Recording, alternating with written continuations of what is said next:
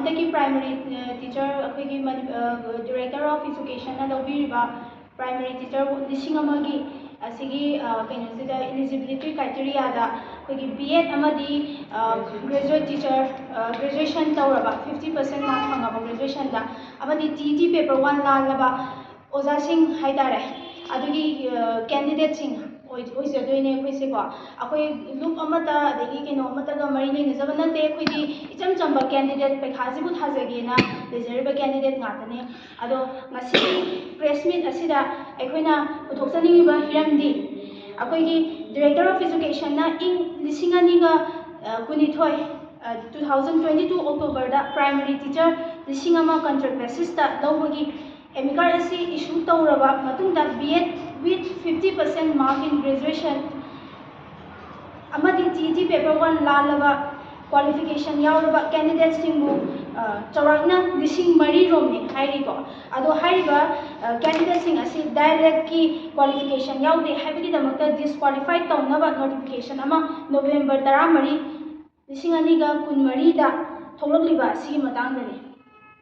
masida aikoina haijaningbadi 2022 dagi 2024 fauba extension kaya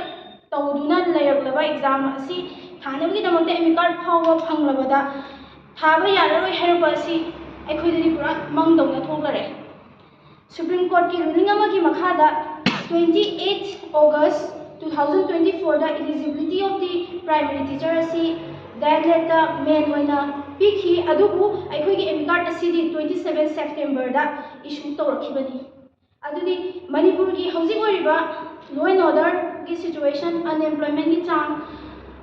हेंगललिबा S bar ओइरिबा ओजासिंग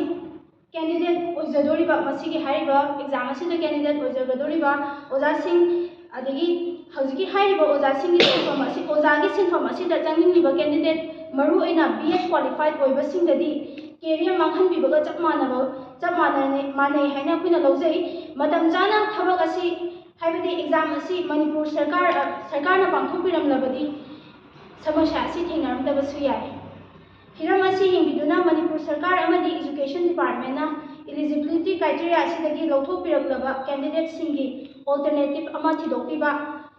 तंगाई फद्रबदि recruitment call तौबियु नत्रगा criteria असि फुलफिल तौनबा मतम पिबियु नत्रगा हाना थोकखिबा डिपार्टमेंट की क्राइटेरिया अदुदा चटनाहनबियु कॉन्ट्रैक्ट बेसिस सु ओइबनिना ओजासिंग असिगी कैरियर की खनबिदुना एग्जाम असि थाहनबियु अमदि तुंगदा रेगुलराइजेशन फंग्रबा मतुंगदा सिलेक्शन फंग्रबा मतुंगदा अखोइगी ओजासिंग अदुबु हाइरिबा क्राइटेरिया अदो फुलफिल तौहनबसु